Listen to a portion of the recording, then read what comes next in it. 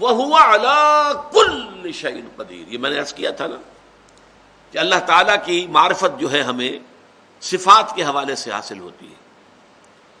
اب صفات میں بھی دیکھیے ہماری کیا لمیٹیشن ہے، اللہ کتنا قادر ہے، کتنی قدرت اس میں ہے۔ Can I have any concept of it؟ میرا دماغ اتنا چھوٹا سا ہے،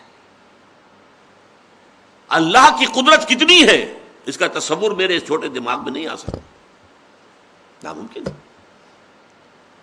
ہم فائنائٹ پیمانوں سے سوچتے ہیں، انفائنائٹ کا تصور ممکن نہیں ہمارے لیے۔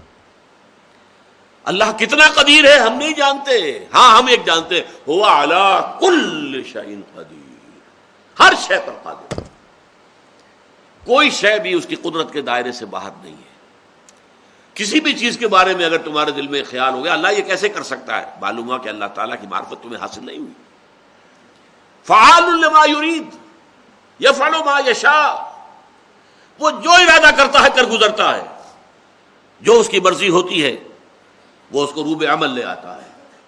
وہ علی کل شیء قدیر، وہ ہر چیز پر قادر ہے۔ اور یہاں خاص طور پر اس میں اشارہ ہے، اصل میں یہ ابتدائی 4 آیات جو ہیں اس میں ذات و صفات باری تعالیٰ کی بحث ہے بہت عمدہ، اسی میں گندھی ہوئی جو ہے بحث وہ ہے معاد آخرت کی۔